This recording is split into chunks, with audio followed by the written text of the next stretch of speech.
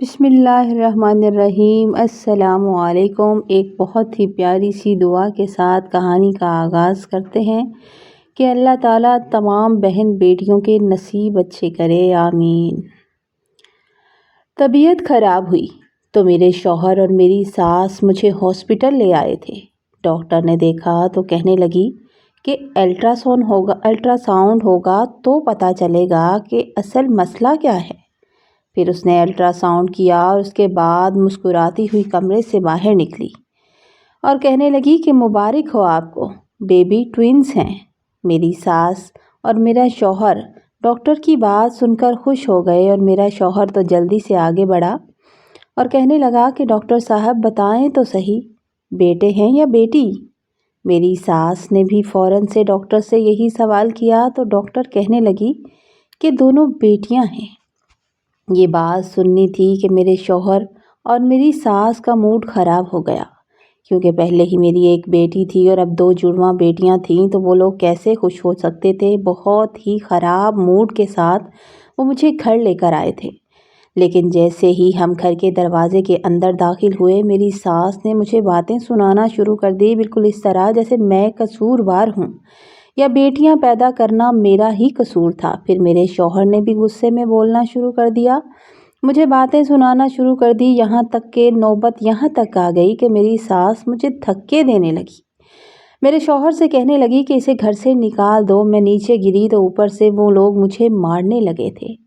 وہ مجھے مار رہے تھے اور میں سجدے میں گر گئی تھی کہ میرے اللہ، میرے بچوں کو کوئی نقصان نہ ہو جائے، ان لوگوں کی مار پیٹ کی وجہ سے کہیں نقصان میرے بچوں کو نہ اٹھانا پڑے اور وہ لوگ مجھے مارتے رہے۔ میں سجدے میں روتی رہی اور جیسے ہی میں نے سر اٹھایا سجدے سے تو میں نے دیکھا کہ ایک معجزہ ہو گیا۔ میرا نام سدرا ہے اور میری زندگی کا ابتدائی سفر کسی خوبصورت خواب کی طرح تو بالکل بھی نہیں ہے، بلکہ ایک طویل اور تکلیف دہ امتحان کی طرح شروع ہوا۔ میری زندگی کا سب سے بڑا دکھ میری ماں کا بچپن میں ہی ہم سے بچھڑ جانا تھا۔ میری ماں کا انتقال تب ہوا تھا جب میں بہت چھوٹی تھی، تو مجھے ماں کی محبت اور شفقت کا مطلب تب سمجھ میں آیا تھا جب میری ماں کا سایہ میرے سر سے اٹھ گیا تھا۔ اس حادثے کے بعد میری دنیا یکسر بدل گئی اور میرے باپ نے دوسری شادی کر لی اور میرا سارا سہارا میری سوتیلی ماں بن گئی۔ لیکن بدقسمتی سے وہ عورت محبت کے جذبے سے عاری تھی۔ میں نے اس کو جتنا بھی اس کے قریب ہونا چاہا، اس نے ہمیشہ مجھے دور ہی کیا تھا اور مجھے اپنی اولاد سمجھ کر بالکل نہیں اپنایا۔ جیسے جیسے وقت گزرتا گیا، اس کے اپنے بچے پیدا ہوئے تو اس کا رویہ میرے لیے مزید تلخ اور بے رحم سا ہوتا گیا تھا۔ وہ چاہتی تھی کہ میرے باپ کی نظروں میں مجھے گرا دے اور میرا باپ مجھے ذرا اہمیت نہ دے۔ گھر کے ہر کام کا بوجھ اس نے میرے نازک کندھوں پر ڈال دیا تھا۔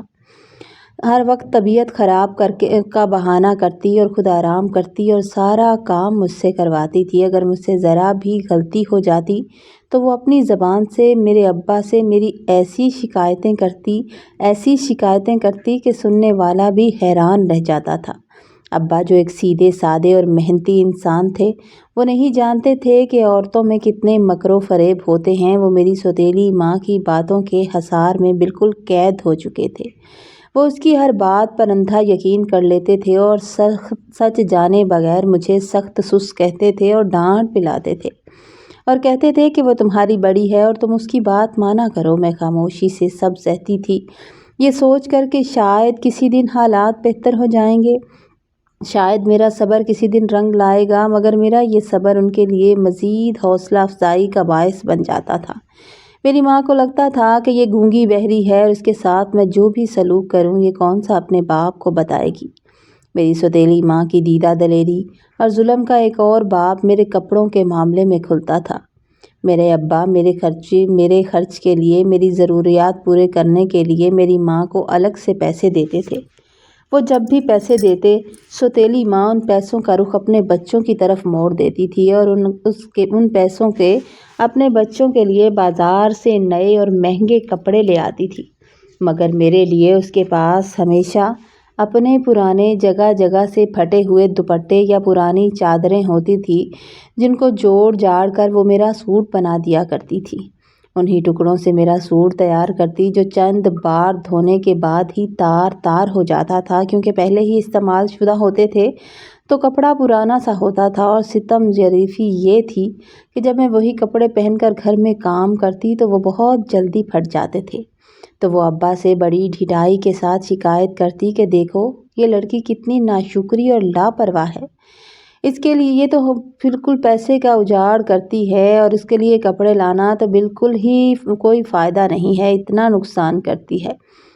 वो अब्बा के सामने ड्रामा करती कि मेरे बच्चे अपने कपड़ों को कितनी हिफाजत से रखते हैं, मजाल है कि वो नया सूट इतनी जल्दी फाड़ दें।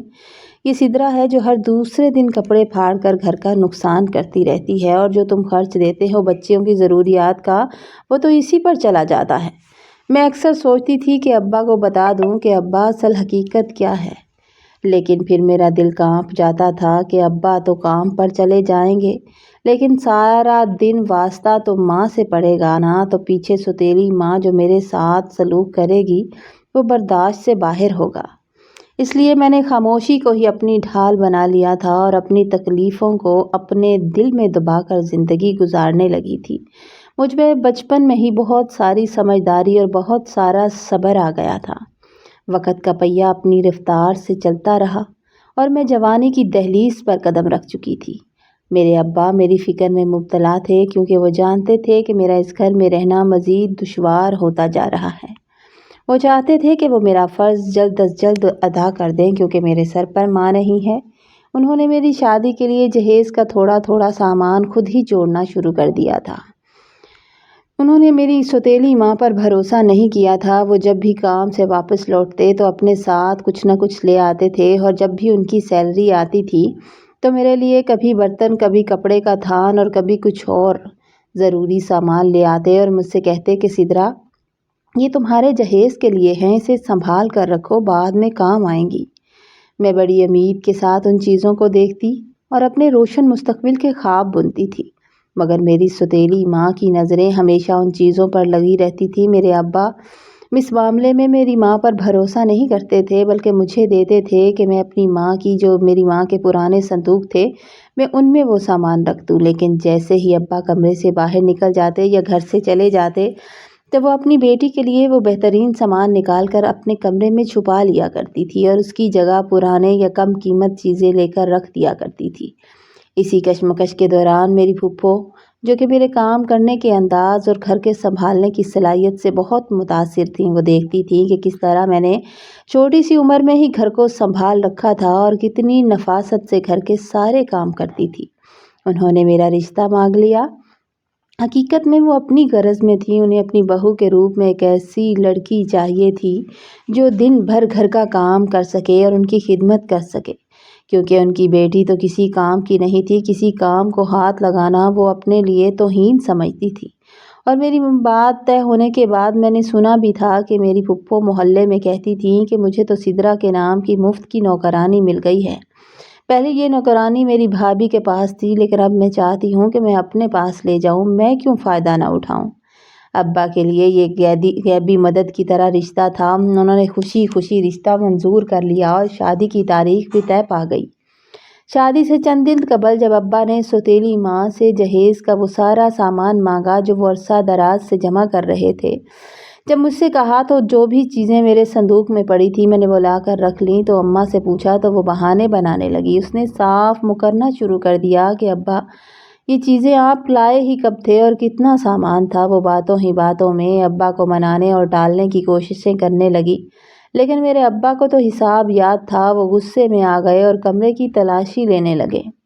उधर मेरी फुप्पो आई हुई थी, और जब मेरी फुप्पो को इस बात का इल्म हुआ कि उनकी होने वाली बहू का सामान छुपाया जा रहा है और वो भी उनकी भाभी छुपा रही है, तो वो तैश में आ गई और फ़ौरन हमारे घर पहुंच गई। वो खुद भी लालची थी चीज़ों की, सो उन्होंने अब्बा के साथ मिलकर सौतेली माँ के कमरे को खंगालना शुरू कर दिया। अब्बा के साथ खुद शरीक हो गई। वो सारा सामान जो सौतेली माँ ने अपनी बेटी के लिए बचा रखा था एक एक करके बरामद होता गया, और मेरे अब्बा को याद आता गया कि कब कब उन्होंने कौन कौन सी चीज़ ला कर रखी थी। उस दिन मेरी सौतेली माँ का चेहरा देखने के लायक था। وہ غصے سے جل رہی تھی، لیکن ابا کے سامنے ان کی ایک نہ چلی۔ ان کا دل چاہ رہا تھا کہ میری پھپھو کو دھکے دے کر کمرے سے نکال دیں، لیکن وہ ابا کی وجہ سے مجبور تھیں۔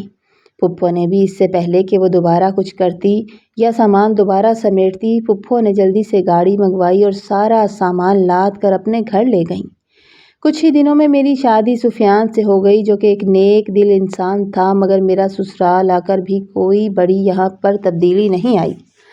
یہاں آ کر بھی پھپھو نے مجھے گھر میں آتے ہی کام کی چکی میں پیسنا شروع کر دیا تھا، جبکہ ان کی اپنی بیٹی راحیلہ شہزادیوں کی طرح رہتی تھی۔ اس کا دل ذرا بھی نہیں کرتا تھا کہ وہ کوئی کام کرے، اور جب راحیلہ کے لیے رشتے آنے لگے تو اس کا کام کرنا بھی بند ہو گیا تھا، کیونکہ اسے اپنے ہاتھوں کے خراب ہونے کا ڈر تھا۔ لیکن راحیلہ کی یہ عادت اچھی تھی کہ وہ میرے بارے میں کوئی غلط بات نہیں کرتی تھی، اور نہ ہی کبھی اپنی ماں سے میری کوئی شکایت کرتی تھی۔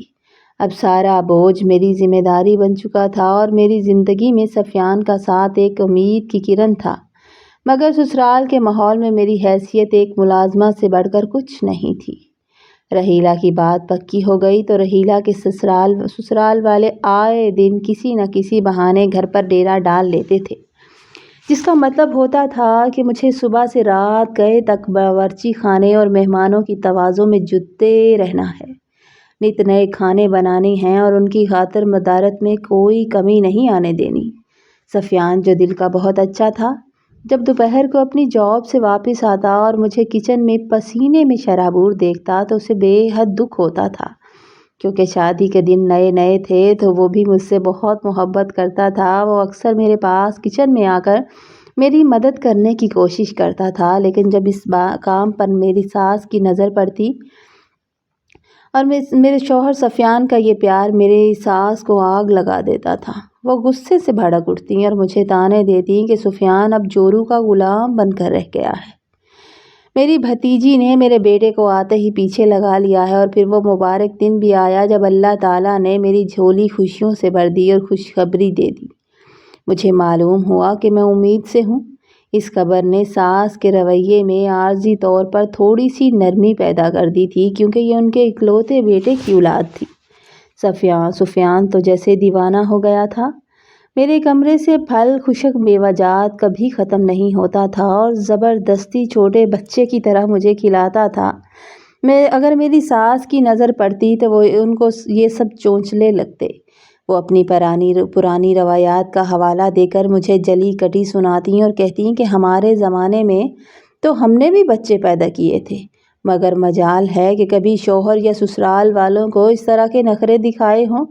آج کل کی لڑکیاں تو بہت ہی چونچلے کرتی ہیں، سسرال میں آتے ہی پاؤں بھاری ہوتے ہی اپنی الگ سے دنیا بسا لیتی ہیں۔ بالآخر وہ وقت آ گیا جب میری بیٹی کی ولادت ہوئی۔ بیٹی کی پیدائش پر ساس کا چہرہ اتر گیا تھا۔ انہیں بیٹیاں پسند نہیں تھیں اور سفیان بھی عجیب سی خاموشی میں ڈوب گیا تھا۔ جب ہم گھر پہنچے تو سفیان مجھ سے ٹھیک سے بات نہیں کر رہا تھا، عجیب سے لہجے میں اکھڑا اکھڑا سا لگ رہا تھا۔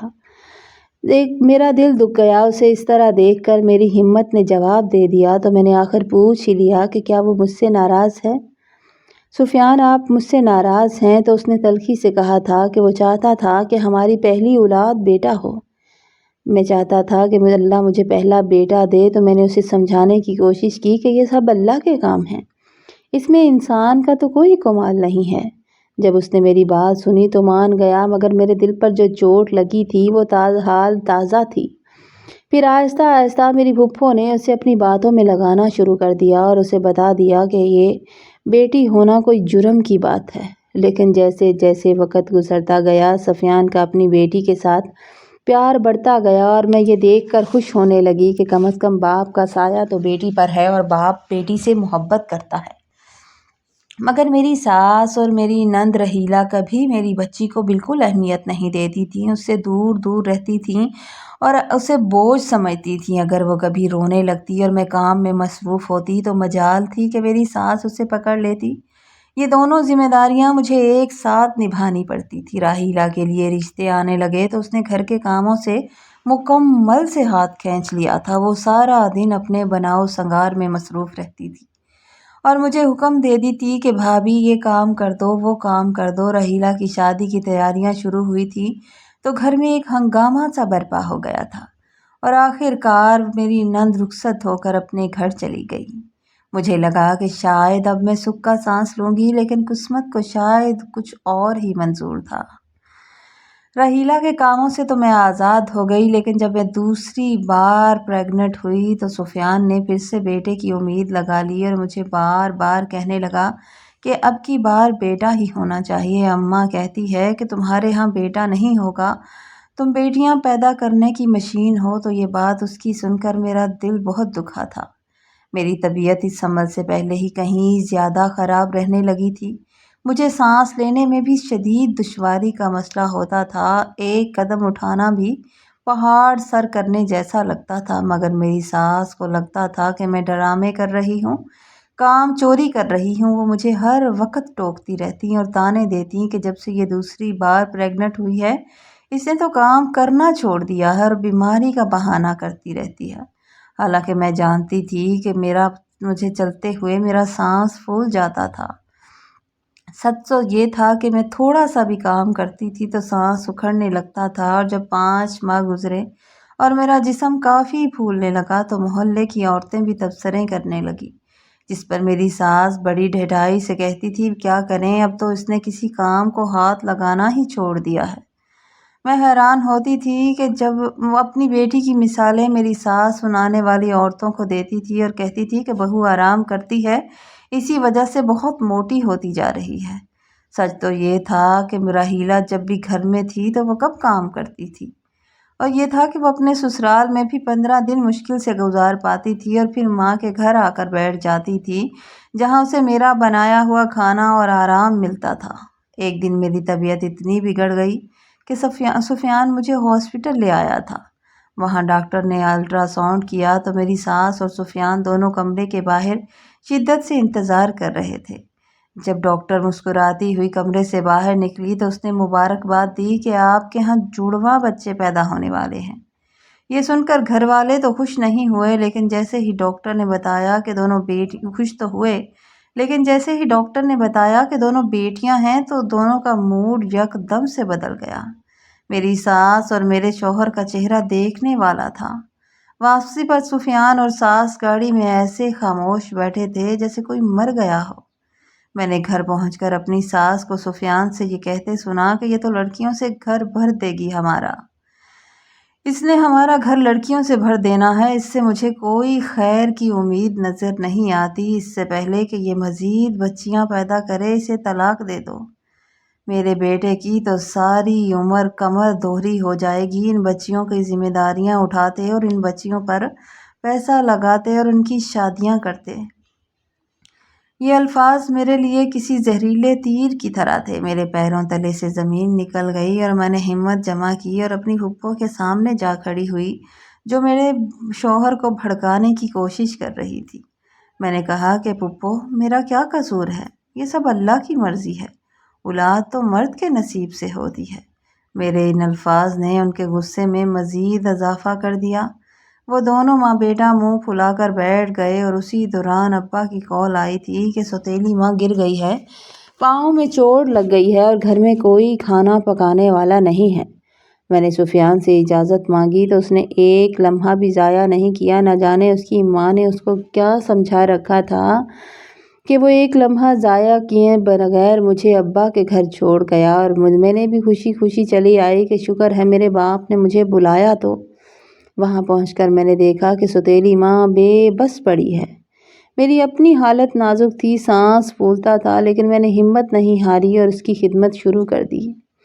میں نے سوچا کہ میں اپنے گھر میں بھی تو کام کرتی تھی، آج ان پر برا وقت ہے تو مجھے ان کا ساتھ دینا چاہیے۔ 2-3 دن بعد جب میں اسے چائے دینے کے لیے اس کے کمرے میں گئی تو میری ماں رونے لگی اور اس نے روتے ہوئے مجھ سے معافی مانگی۔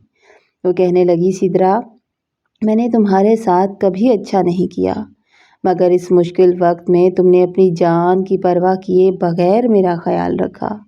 اس دن پہلی بار مجھے لگا کہ شاید میرے صبر کا پھل ملنا شروع ہو گیا ہے اور میری ماں کو احساس ہو گیا ہے۔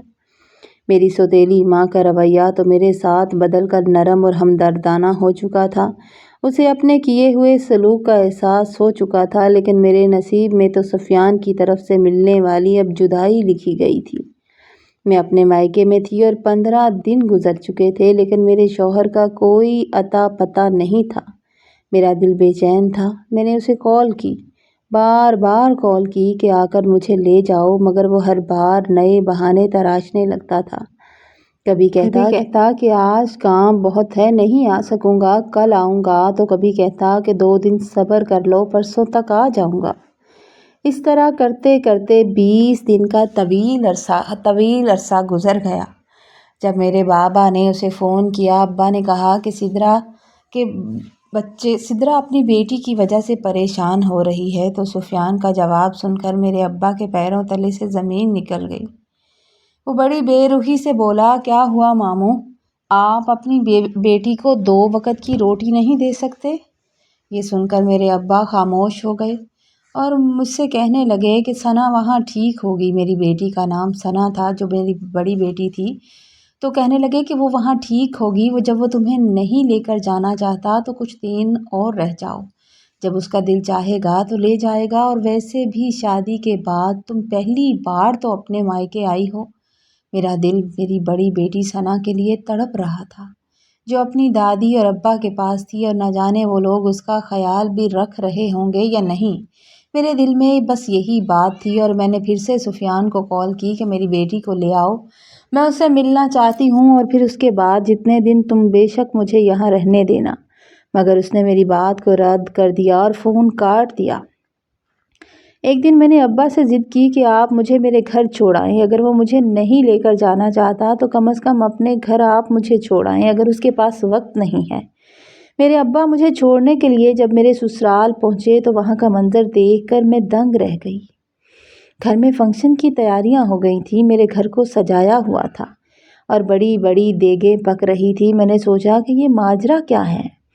ایسا کیا ہے کہ پھپھو نے اپنے بھائی یعنی میرے ابا کو بھی اطلاع نہیں دی؟ مجھے تو بتانا نہیں ضروری سمجھا، لیکن میرا باپ تو ان کا بھائی تھا، وہ بھی اکلوتا۔ لیکن جیسے ہی دروازے سے میں اندر داخل ہوئی، وہاں کچھ مہمان پھر رہے تھے جنہوں نے مجھے دیکھا تو آپس میں کانوں میں باتیں کرنے لگے، ایسے سرگوشیاں کرنے لگے اور ایسے مجھے دیکھ رہے تھے میں جیسے کوئی اجنبی ہوں۔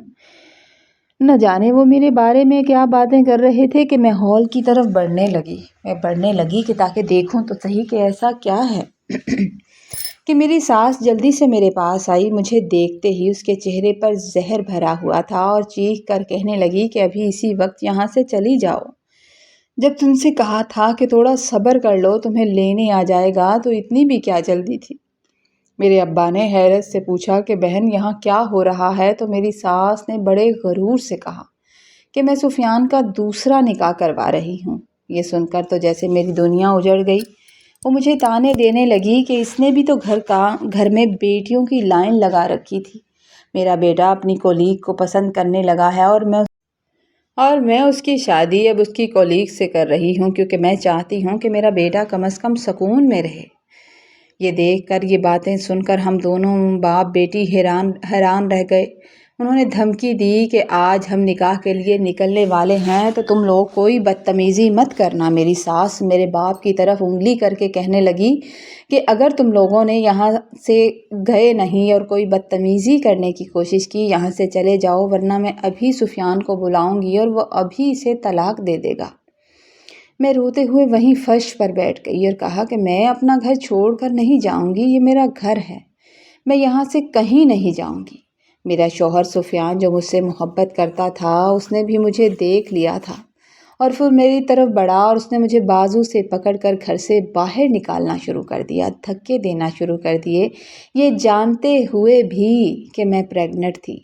میں دروازے پر بیٹھ گئی تو اس نے مجھے زوردار تھپڑ مارا اور میری ساس بھی مجھ پر ٹوٹ پڑی۔ دونوں ماں بیٹے مجھے مارنے لگے۔ میں درد سے سجدے میں گر گئی تاکہ میری آنے والی اولاد کو کوئی نقصان نہ پہنچے۔ اللہ تعالیٰ میرے آنے والی اولاد کو بچا لے۔ وہ ظالم لوگ مجھے کمر پر مارتے رہے اور پھر دھکے دے کر گھر سے باہر نکال دیا۔ میرا باپ بیچارہ بوڑھا انہیں روکنے کی کوشش کرتا رہا، مگر وہ باز نہ آئے اور ہمیں دھکے دے کر باہر نکالا اور گیٹ بند کر دیا۔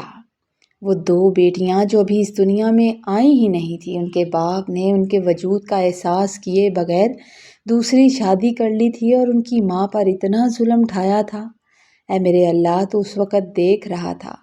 میں دل میں شدید دکھ اور صدمہ لیے واپس اپنے باپ کے گھر آ رہی تھی اور رستے میں سوچ رہی تھی کہ اے میرے مالک، تو نے نہیں دیکھا کہ آنے والے بچوں پر اتنا ظلم کیا گیا؟ میری طبیعت تو پہلے ہی خراب رہتی تھی، اب مجھے شدید بخار نے گھیر لیا تھا۔ میں دن بدن کمزور ہوتی جا رہی تھی۔ میرے ابا میرا دل لگانے کی بڑی کوشش کرتے تھے۔ ایک دن میں اپنے کمرے میں بیٹھ کر رو رہی تھی کہ میری سوتیلی ماں میرے پاس آئی۔ اس نے مجھے روتے ہوئے دیکھا تو میرے آنسو دیکھا تو اس کا دل پگھل گیا تھا۔ وہ کہنے لگی کہ کیوں رو رہی ہو؟ میں نے سسکیوں کے ساتھ کہا کہ میں آپ لوگوں پر بوجھ بن گئی ہوں، میرے شوہر نے مجھے گھر سے نکال دیا ہے۔ میں نے تو کبھی اس کی باتوں کا جواب بھی نہیں دیا تھا، کبھی اسے تنگ نہیں کیا تھا، کیونکہ میں جانتی تھی کہ میرے مائکہ میں میرا آسرا نہیں ہے۔ تو اس نے میرا یہ باتیں سنی تو اس کا دل بھر آیا۔ اس نے میرا ہاتھ پکڑ لیا اور کہنے لگی، بیٹیاں بوجھ نہیں ہوتی، تمہارے آنے سے تو گھر میں خیر برکت آ گئی ہے، تمہارے بھائی کی نوکری لگ گئی ہے۔ میں حیران ہو کر اس ماں کے چہرے کو دیکھتی رہ گئی کہ جس نے بچپن میں صرف مجھے دکھ دیے تھے، صرف مجھے تانے دیے تھے، آج وہ مجھے حوصلہ دے رہی تھی۔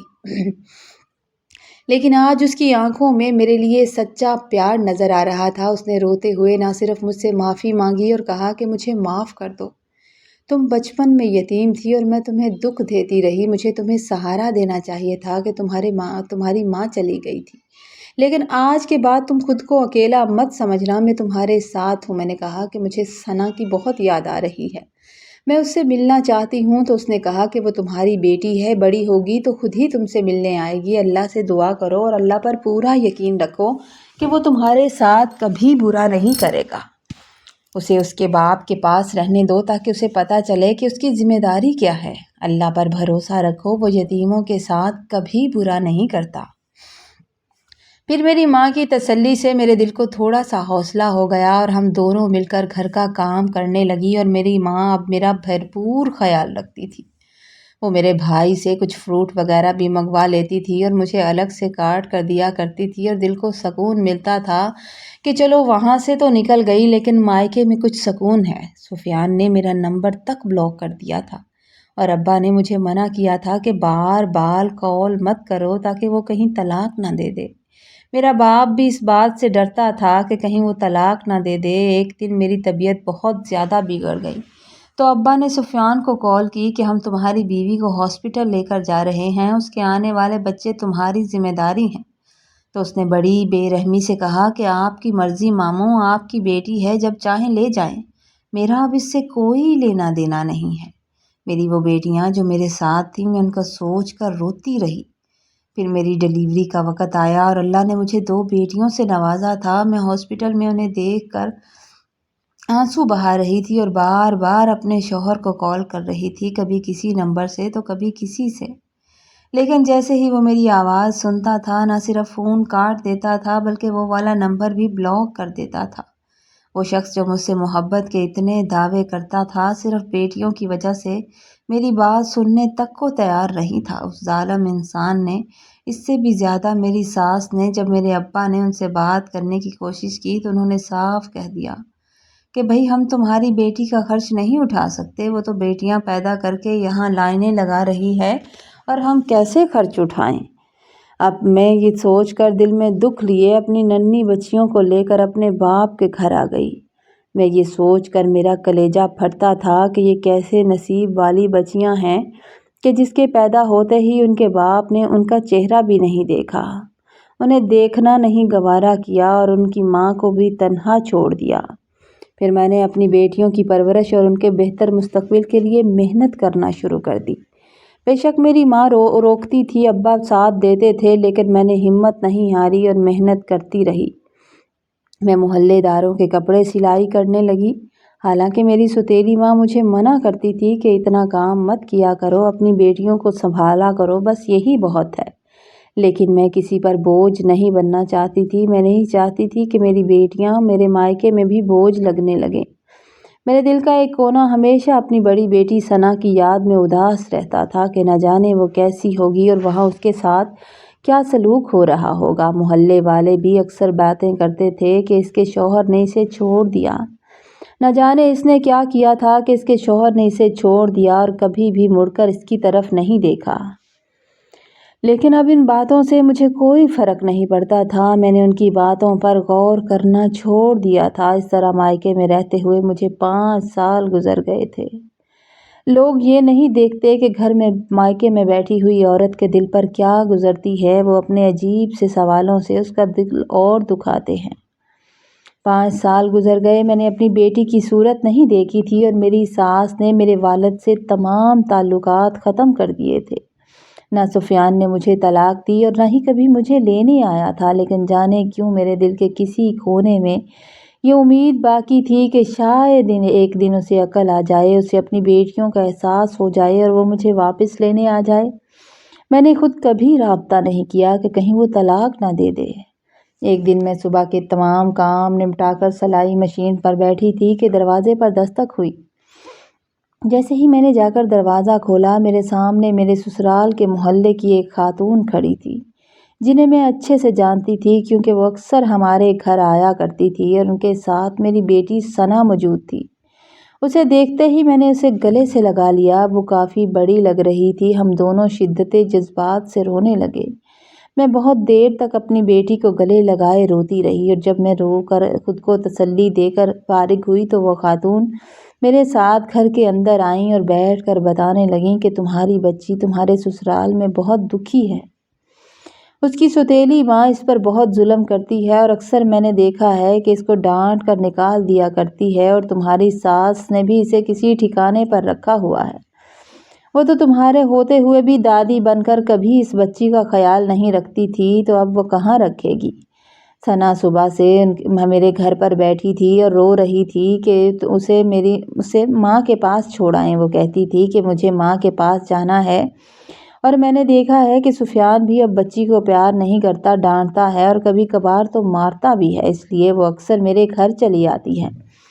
اس خاتون نے کہا کہ میں نے خود سے تہیہ کر لیا تھا کہ آج کسی صورت میں اسے گھر نہیں جانے دوں گی، چاہے سفیان کتنا بھی ہمارے ساتھ بگڑ جائے، غنڈہ گردی کر لے، میں اسے تمہارے پاس چھوڑ کر آؤں گی۔ پھر انہوں نے مجھے تسلی دی کہ ان کا بیٹا پولیس میں ہے اور اگر سفیان نے کوئی مسئلہ پیدا کیا تو وہ لوگ اسے خود دیکھ لیں گے اور خود جا کر وہ انہیں بتا دیں گی کہ وہ بچی کو اس کے ماں کے پاس چھوڑ آئی ہیں۔ وہ یہ کہتے ہوئے اور مجھے تسلی دیتے ہوئے چلی گئیں اور اپنی بیٹی کو 5 سال کے بعد پا کر میں بہت خوش تھی، لیکن اس کی کمزور آنکھیں، اس کا کمزور سا وجود اور آنسو دیکھ کر میرا دل کٹ رہا تھا۔ میں نے اسے اپنے سینے سے لگایا اور ان خاتون کا نمبر لے کر انہیں رخصت کر دیا۔ میں نے نمبر لے لیا تھا تاکہ حالات کا پتہ کرتی رہوں، اور شام کو جب میں نے اپنے بھائی احمد کو یہ بات بتائی تو وہ بولا کہ اچھا ہوا کہ آپ کی بیٹی آپ کو واپس مل گئی، آپ فکر مت کریں آپی، اگر وہ آئے گا تو میں اسے دیکھ لوں گا۔ جوان خون تھا، وہ بھی بالکل اس کی وجہ سے غصے میں آ رہا تھا، اور ویسے بھی وہ کہنے لگا کہ ویسے بھی اس نے آپ کو کون سا عزت دینی ہے، اور مجھے بھی یہ معلوم ہوا کہ سفیان کی دوسری بیوی سے ابھی تک اس کی کوئی اولاد نہیں تھی، اور میری ساس اسے در در کی ٹھوکریں کھلوا رہی تھی، کبھی کسی ڈاکٹر کے پاس لے کر جاتی تھی تو کبھی کسی حکیم کے پاس۔ میں نے سوچا کہ جو لوگ اپنی گھر آئی اولاد کو ٹھکرا سکتے ہیں ان کے ساتھ ایسا ہی ہونا چاہیے۔ شام کو میں نے اس خاتون کو فون کیا تو انہوں نے بتایا کہ میں نے واپس آ کر سفیان کے گھر اطلاع دے دی تھی کہ میں بچی اس کی ماں کو دے کر آ گئی ہوں، لیکن تمہاری ساس نے منہ بسورا تھا اور کوئی خاص رد عمل نہیں دیا تھا۔ ان لوگوں کو تو بچی کی پہلے ہی کوئی پرواہ نہیں تھی، ان کی بلا سے بلا ٹلی۔ ایک دن بابا جب گھر آئے تو وہ شدید پریشانی کے عالم میں تھے۔ انہوں نے بتایا کہ سفیان اور اس کی ماں کا بہت برا ایکسیڈنٹ ہو گیا ہے اور دونوں ماں بیٹا ہاسپٹل میں ایڈمٹ ہیں، اور ابا نے کہا کہ سفیان کو دیکھنے کے لیے میں ہاسپٹل گیا تھا اور وہاں اس کی دوسری بیوی موجود تھی۔ اگر مجھ سے کہنے لگے کہ اگر تم چاہتی ہو تو ان کا حال چال پوچھنے جا سکتی ہو، میں تمہیں اجازت دے دوں گا کیونکہ تم ابھی بھی اس کے نکاح میں ہو۔ یہ سن کر میرے دل پر ایک عجیب سی کیفیت طاری ہو گئی۔ اتنے برسوں بعد ان لوگوں نے میرا تو حال تک نہیں پوچھا تھا، لیکن پھر بھی وہ جیسا بھی تھا وہ میری بچیوں کا باپ تھا، ایک شوہر تھا جس کے ساتھ میں نے اتنا وقت گزارا تھا۔ میں نے سوچا کہ اگر میں ہاسپٹل چلی گئی تو وہاں اس کی دوسری بیوی موجود ہوگی، وہ مجھ سے بدتمیزی کرے گی اور وہاں کوئی ہنگامہ ہو گیا تو کیا کروں گی؟ میرا شوہر جو پہلے ہی مجھ سے دل بدل چکا ہے، مجھ سے محبت تو کرتا نہیں، وہ کون سا میرا ساتھ دے گا؟ نہ جانے مجھے دیکھ کر کیا رد عمل دے گا اور میرا دل اور زیادہ دکھی ہو جائے گا، اور کہیں ایسا نہ ہو کہ وہ مجھے اس کے اکسانے پر وہیں طلاق دے دے۔ میرا دل طلاق سے بہت ڈرتا تھا۔ میرے دل میں چلو ایک سکون یہ تھا کہ میں اب بھی اسی کے نام پر ہوں۔ میں کشمکش میں مبتلا تھی کہ کیا کروں۔ ایک طرف میرے دل کا دکھ تھا کہ باپ اور دادی، بچوں کا باپ اور دادی زخمی ہیں، اور دوسری طرف میرا یہ ڈر تھا کہ کہیں ان حالات میں میری تذلیل نہ ہو جائے۔ سفیان کے ساتھ نکاح تو اب تک قائم تھا، یہی ایک رشتہ تھا جو میرے نام کے ساتھ اس کا جڑا ہوا تھا، وہ کتنا ہی کمزور کیوں نہ ہو۔ میں ہاسپٹل جانے کا سوچ کر کانپ جاتی تھی کہ وہاں کا ماحول کیسا ہوگا، لیکن میرے دل میں ہمدردی پیدا ہو رہی تھی۔ مجھے وہ اپنے شوہر کے ساتھ وہ گزارے ہوئے اچھے دن یاد آ رہے تھے جو میں نے اس کے ساتھ بہت محبت سے گزارے تھے، اور وہ میرا بہت خیال رکھتا تھا۔ میں جانتی تھی کہ یہ میری زندگی کا ایک بہت بڑا امتحان ہے جس میں مجھے اپنے جذبات اور اپنے مستقبل کے فیصلے کے درمیان توازن رکھنا تھا۔ میں نہ چاہتے ہوئے بھی کوئی فیصلہ نہیں کر پا رہی تھی۔ میرے بھائی نے مجھے ہاسپٹل جانے کی بالکل اجازت نہیں دی۔ وہ کہنے لگا کہ تمہیں اس خود غرض انسان کے پاس جانے کی کوئی ضرورت نہیں ہے، جبکہ میری سوتیلی ماں کا بھی یہی کہنا تھا کہ وہاں جانے کا کیا فائدہ؟ وہاں جانے کا کوئی فائدہ نہیں ہے، وہاں اس کی دوسری بیوی موجود ہے جو سب سنبھال رہی ہے۔ وہاں تمہاری کمی نہ ان لوگوں کو محسوس ہو رہی ہے، نہ کبھی ہوگی۔ لیکن میرے دل کو ایک عجیب سی بے چینی تھی، میری روح تڑپ رہی تھی کہ ایک بار کم از کم اپنے شوہر کو دیکھ لوں۔ میں ماں کی بات سن کر رونے لگی۔ میں نے ماں سے التجا کی کہ اماں، میں ایک بڑی سی چادر لے کر جاؤں گی اور میں ان لوگوں سے نہیں ملوں گی، میں انہیں نہیں بتاؤں گی کہ میں وہاں آئی ہوں، میں بس دور سے کھڑے ہو کر اپنے شوہر کو دیکھ کر واپس آ جاؤں گی، میں آگے تک نہیں جاؤں گی، اس سے کوئی بات نہیں کروں گی۔ جب میں نے بار بار اپنی ماں سے ضد کرنے لگی، اماں کے آگے ہاتھ جوڑنے لگی، تو میری ماں نے ایک دکھی سی نظر مجھ پر ڈالی اور میری بے قراری کو محسوس کیا تو کہنے لگی ٹھیک ہے چلی جاؤ۔ جب ماں نے اجازت دے دی تو میں نے بڑی سی چادر سے خود کو لپیٹا اور ہاسپٹل پہنچ گئی، یہ سوچے بغیر کہ مجھے تو معلوم بھی نہیں تھے کہ وہ کس وارڈ میں ہیں اور مجھے ان سے ملنے کہاں جانا ہے۔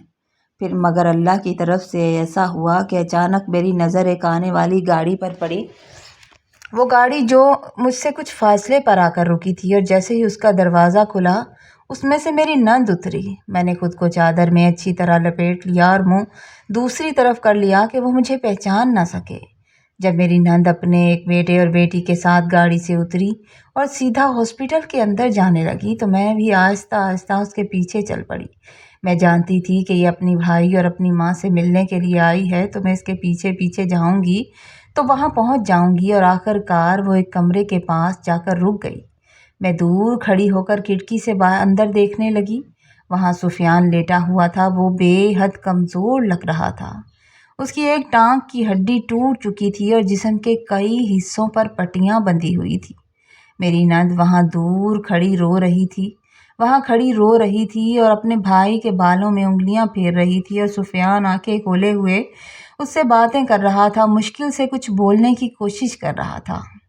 اسے اس حال میں دیکھ کر میرا دل تو کیا کہ دوڑ کر اس کے پاس جاؤں اور اس کا حال چال پوچھوں، مگر میری ہمت نے جواب دے دیا اور میں واپس لوٹ آئی بنا اس سے کوئی بات کیے۔ ابھی شام ہی ہوئی تھی، وہ مجھے ہاسپٹل سے آئے ہوئے کہ ابا گھر آئے اور انتہائی افسردہ لہجے میں کہنے لگے کہ ایک بہت ہی بری خبر ہے۔ میں نے جلدی سے پوچھا کیا؟ تو کہنے لگے کہ تمہاری ساس اور میری بہن کا انتقال ہو گیا ہے۔ تمہاری ساس جو کہ میری بہن ہے اس کا انتقال ہو گیا ہے۔ میری پھپھو نے یوں تو میرے ابا سے تمام تعلقات ختم کر دیے تھے، لیکن ابا کا کہنا تھا کہ وہ تو ان کے بھائی ہیں، وہ کس حال میں انہیں تنہا نہیں چھوڑ سکتے، اور اس طرح جب وہ دنیا سے چلی گئی ہے تو وہ ضرور ان کے گھر جائیں گے۔ میں نے ابا سے کہا کہ میں بھی آپ کے ساتھ چلوں گی۔ آج پورے 6 سال بعد میں اس گھر میں قدم رکھ رہی تھی جس گھر سے مجھے دھکے دے کر نکالا گیا تھا۔ گیٹ سے اندر داخل ہوتے ہی مجھے وہ منظر یاد آنے لگا، اور پھر نظر میری چارپائی پر پڑی ہوئی ساس پر پڑی جو اس وقت مجھے بہت غرور سے دھکے دے رہی تھی۔ آج بالکل بے سدھ اور خاموش پڑی تھی، اور میری نند اپنی ماں کے سہرانے بیٹھی مسلسل رو رہی تھی، جبکہ پاس بیٹھی کچھ عورتیں آپس میں سرگوشیاں کر رہی تھی، اور ایک عورت کہہ رہی تھی کہ سنا ہے اس کی دوسری بیوی اسے چھوڑ کر چلی گئی ہے، اور دوسری کہنے لگی کہ وہ تو پہلے ہفتہ ہی ناراض ہو کر چلی گئی تھی، اور پھر راستے میں ان دونوں ماں بیٹے کا ایکسیڈنٹ ہو گیا، یہ اسے منانے کے لیے گئے تھے۔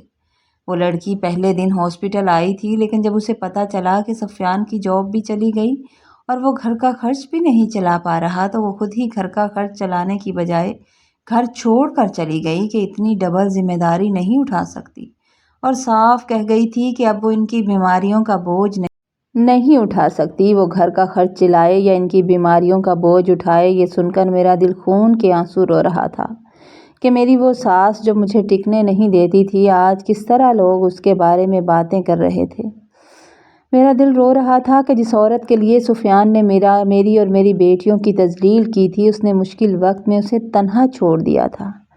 اچانک میری نند کی مجھ پر نظر پڑی اور ایک دم حیران ہوئی، اور پھر سب کے سامنے وہ ماں کی چارپائی سے کے پاس سے اٹھی تھی اور میرے سامنے آ کر بیٹھ گئی، اور پھر میرے آگے ہاتھ جوڑ دیے اور رونے لگی، کہنے لگی، بھابھی میری ماں کو معاف کر دو۔ جس دن سے تم گئی ہو اس گھر کی بربادی شروع ہو گئی ہے۔ میری ماں مر گئی ہے، اب اسے معاف کر دو۔ تمہارے ہوتے ہوئے اس گھر میں بہت سکون تھا۔ وہ مسلسل رو رہی تھی۔ میں نے اس کے ہاتھ تھام لیے اور کہا کہ میں نے معاف کر دیا۔ وہ جس پر وہ میرے گلے لگ گئی اور بلک بلک کر رونے لگی اور کہنے لگی کہ اماں بالکل واپس نہیں آئے گی، آ کر تم سے معافی نہیں مانگے گی، لیکن اس کے حصے کی معافی میں مانگتی ہوں۔ خدا کے لیے معاف کر دو اور اس گھر میں واپس آ جاؤ۔ ہمیں چھوڑ کر مت جانا بھابھی۔ بھائی ہاسپٹل میں بالکل اکیلے ہیں، اور آج ان کی ماں کا گھر پر انتقال ہو گیا ہے۔ ساس کی وفات کے 3 دن بعد میری نند نے مجھ سے ضد کی کہ میں اس کے ساتھ وہ ہسپتال چلوں۔ میں نے ہچکچاہٹ ظاہر کی کہ وہ شخص مجھے دل سے قبول نہیں کرتا، نہ جانے دیکھ کر میرے ساتھ کیا سلوک کرے گا وہ شخص۔ مگر میری نند نے بتایا کہ بھائی آپ سے بہت شرمندہ ہیں، اب وہ آپ کا ذکر کرتے ہیں۔ ہماری قسمت اچھی تھی کہ انہوں نے آپ کو طلاق نہیں دی، ورنہ حق مہر میں جو 5 لاکھ روپے لکھوائے تھے ماموں نے، وہ دینے کی استطاعت نہ ہونے کی وجہ سے انہوں نے طلاق نہیں دی، ورنہ ہماری دوسری بھابھی نے بھائی کو بہت مجبور کیا تھا کہ وہ آپ کو طلاق دے دیں۔ تب مجھے سمجھ میں آیا تھا کہ آخر سفیان نے مجھے طلاق کیوں نہیں دی تھی۔ میں ہاسپٹل پہنچی تو مجھے کمرے میں داخل ہوتے دیکھ کر سفیان ایک لمحے کے لیے کانپ کر رہ گیا تھا۔ وہ بستر پر لیٹا بھی بہت باوقار سا لگ رہا تھا۔ میں نے جب جا کر قریب اس کا حال پوچھا تو اس نے حال بتانے سے پہلے ہی ہاتھ جوڑ دیے اور کہنے لگا کہ تمہاری بد دعا لگ گئی تھی، تمہاری یا میری بیٹیوں کی بد دعا لگ گئی ہے، اور شاید میں اب کبھی اپنی ٹانگوں پر نہ کھڑا ہو پاؤں۔ یہ کہتے ہوئے اس کی آنکھوں سے آنسو اس کے بالوں میں جانے لگے اور وہ مجھ سے معافی مانگنے لگا، تو میں نے اسے کہا کہ آپ میرے مجازی خدا ہیں، میں تو آپ کو کب کا معاف کر چکی، لیکن خدا کے واسطے اپنی بیٹیوں کو قبول کر لیں، وہ آپ کی اولاد ہیں۔ وہ سن کر رو پڑا اور کہنے لگا، مجھے معاف کر دو، وہ میری بچیاں ہیں اور میں ان کا باپ ہوں۔ شاید میں نے ان لوگوں کے ساتھ یہ ظلم کیا تو اللہ تعالیٰ نے مجھے اس کی سزا دے دی۔ آج کے بعد میں تم سے وعدہ کرتا ہوں کہ جب تک میں زندہ ہوں ان کے معاملے میں کوئی ناانصافی نہیں ہوگی۔ میری نند جو مالی طور پر کافی مستحکم تھی، اس نے اس مشکل وقت میں سفیان کے علاج اور گھر کے اخراجات میں ہماری کافی مدد کی تھی۔ وہ اپنے شوہر سے چھپ چھپا کر کافی سارے پیسے میرے ہاتھ پر رکھ جایا کرتی تھی، اور اسی طرح میں کبھی ہاسپٹل اور کبھی گھر، اور کچھ عرصہ ہسپتال میں رہنے کے بعد سفیان گھر آ گیا تھا۔ البتہ وہ چلنے سے ابھی تک قاصر تھا۔ میں نے دن رات محنت کی، لوگوں کے کپڑے سلائی کیے، گھر کو سنبھالا اور بھاگ بھاگ کر ہاسپٹل بھی جاتی رہی کہ اس کا خیال رکھ سکوں۔ ہسپتال کے دوران ہی مجھے معلوم ہوا کہ سفیان کی دوسری بیوی نے उसे खुला का नोटिस भेज दिया था, जिसके बाद वो आज़ाद हो गया और उसने उसे तलाक दे दी थी। वक़्त गुज़रता गया, मेरी मेहनत और अल्लाह के करम से एक दिन वो भी आया कि सुफियान के पाँव में जान आने लगी और एक दिन वो दोबारा अपने पाँव पर खड़ा हो गया था। और अल्लाह ने मज़ीद हम पर मेहरबानी की कि उसने अपनी हिम्मत से दोबारा जॉब हासिल कर ली थी और मेहनत करके घर के हालात बदल दिए। आज सुफियान अपनी बेटियों से बेइंतहा प्यार करता है। उसे अपनी गलती का एहसास हो चुका है। उसका मानना है कि जब जैसे ही बेटियां घर से रुखसत हो जाती हैं तो बरकत अपने साथ ले जाती हैं। उसने कभी ये एहसास नहीं होने दिया कि उसका कोई बेटा नहीं है। वो अपनी बेटियों को ही बेटा समझता है और अपनी ज़िंदगी और अपनी कामयाबी समझता है। आखिरकार मेरा सब्र रंग ले आया और आज मैं अपने इसी घर में अपने बच्चों और अपने शौहर के साथ बड़ी पुरसकून ज़िंदगी गुजार रही हूँ, बड़ी इज्जत से। कहानी सुनाने का मकसद ये है कि बेटियां हो या बेटा, वो अल्लाह की तरफ से होती है और कभी बेटियों को देखकर इस तरह मुंह ना मोड़ें। बाकी खुश रहें, आबाद रहें। स्टोरी अगर आपको अच्छी लगे तो आपने लाइक ज़रूर करना है, कमेंट में ज़रूर बताया करें। चैनल पर नए हैं तो चैनल को सब्सक्राइब कर दें। खुश रहिए, आबाद रहिए। अल्लाह आपको सलामत रखे। अल्लाह हाफिज़।